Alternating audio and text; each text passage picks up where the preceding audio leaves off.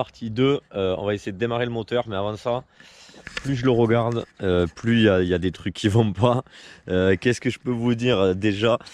Maman, il y en a que sur deux, c'est censé être une grenade, je pense. Ah ben il manque même une partie, ça a dû tomber. Qu'est-ce que je voulais dire? Que ouais, en fait j'avais le moteur qui bougeait de droite à gauche, genre là en fait clac clac clac clac, et je me suis dit qu'est-ce que c'est? Et c'est dommage parce que j'aurais dû vous le montrer avant.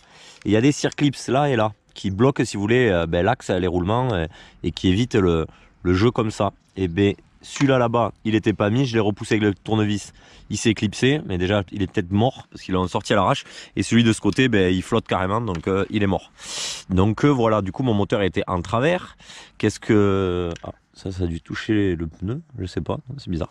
Qu'est-ce que je peux dire de plus? C'est que ben, le pneu arrière justement est crevé sûrement parce qu'il s'est dégonflé. Ou mal monté, enfin je sais pas. Qu'est-ce qu'il y a à dire? Là j'ai arraché la partie de l'alarme, ils ont collé ça, il va falloir que je le vire, ça, mais je l'ai laissé pour l'instant. La durite elle fait 3 km de long, donc je l'ai mis comme ça. On peut voir là-bas qu'il y a un petit...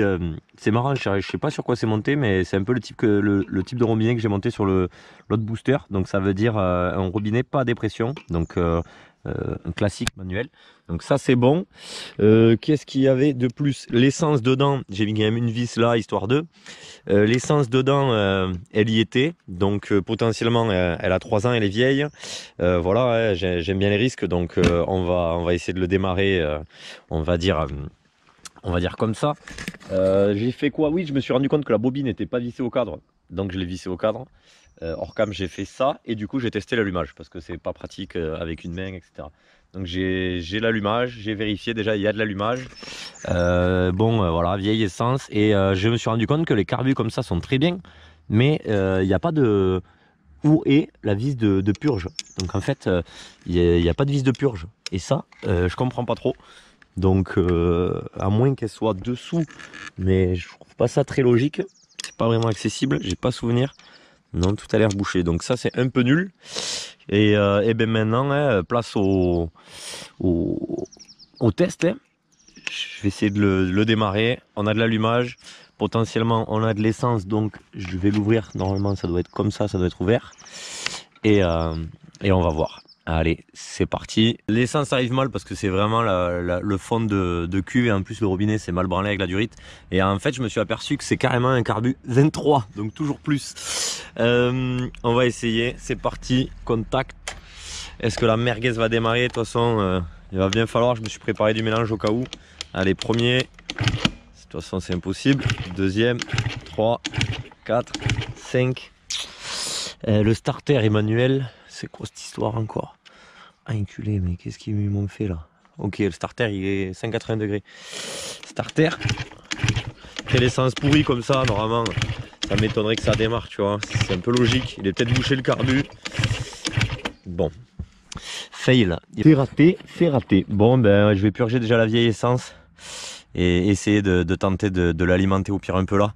Même direct, même avant là, je vais le pencher, je vais l'alimenter un peu, voir déjà au moins qu'il pétarade quoi, ça serait cool, en espérant qu'il soit pas noyé avec la vieille essence.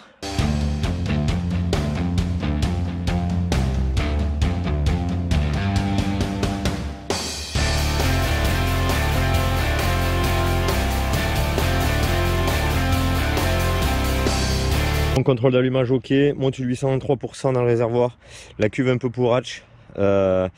J'ai vérifié l'allumage, kické, donc là déjà ça devrait être déjà beaucoup plus probable. Apparemment ça devrait démarrer logiquement s'il n'y a pas de couilles dans le bloc.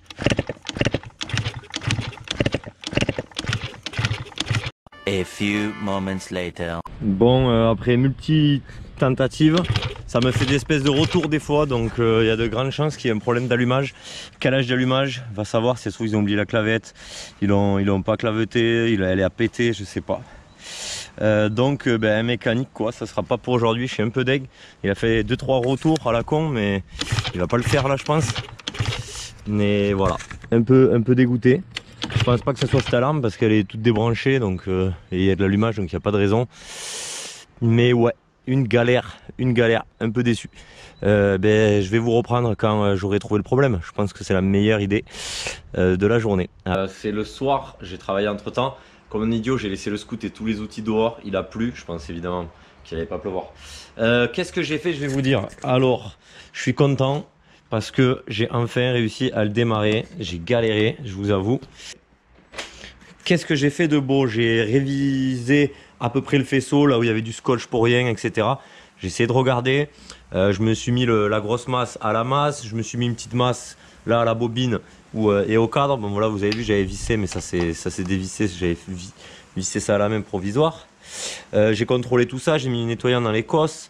Vérifié voilà, là où il était abîmé. J'ai démonté aussi mon cache-volute pour voir si il n'était pas libre ou desserré lui. Mais bon, rien. Donc là, il va falloir que je le remonte, évidemment. Je l'ai juste démarré quelques instants. Et en fait, je me suis dit, putain, à tous les coups, je vais tourner en rond pendant 8 jours. Et c'est le CDI. J'ai pas de CDI, etc. Et puis, en fait, j'ai eu un gros tilt. En fait, j'en avais un. Donc, j'ai essayé le CDI. Et en fait, ça faisait des tout petits rapapap. Mais avant, il faisait des retours un peu paf, paf. Et là, je fais bien les bruits, je sais. Là, il faisait un peu mieux. Et alors, je me suis focalisé. Je dis, bon, imaginons c'est le CDI.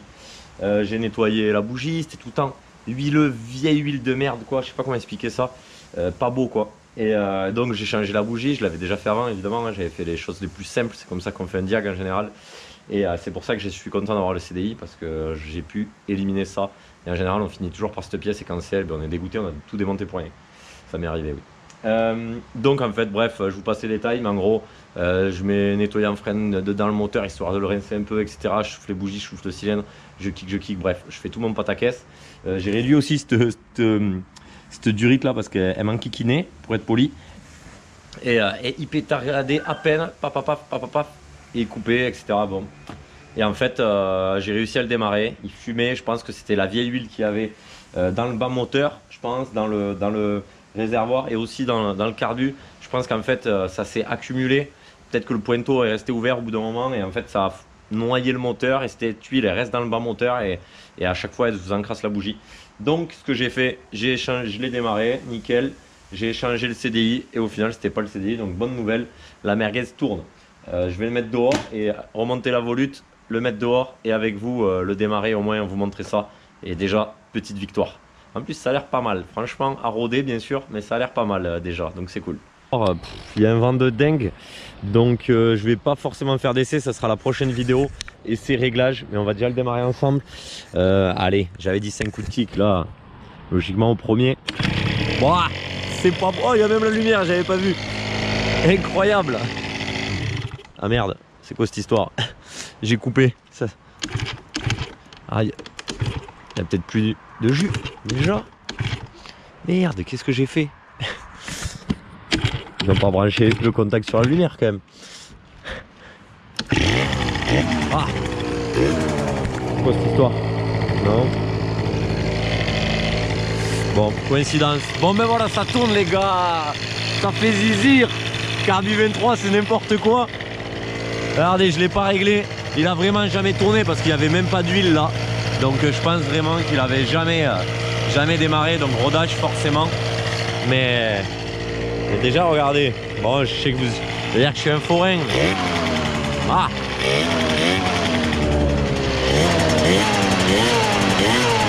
Bon forcément dans le vide c'est facile. Mais écoutez ça tourne, c'est ce qu'on veut de toute façon. Carbu 23. 70 MVT normalement, variomale aussi de ce qu'on a vu. Le pot 70 apparemment, c'est un kit avec le vilo.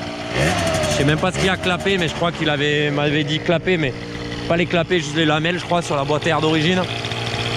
La boîte l'admission pardon d'origine. C'est beau les gars, c'est beau. La merguez arrive en vie. Ça va marcher oui. Je sais pas le setup galé tout ça mais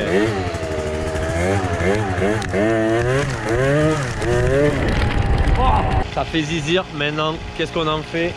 Et moi vraiment j'aimerais bien le look, peut-être d'ailleurs changer l'allumage et le faisceau dans le futur pour vraiment essayer de faire un booster à l'ancienne avec ce moteur là quoi. Juste swapper le moteur, merguez un peu comme l'ancien et vraiment enlever quand même ce faisceau nouvelle génération. L'allumage de CDI, c'est un peu dommage.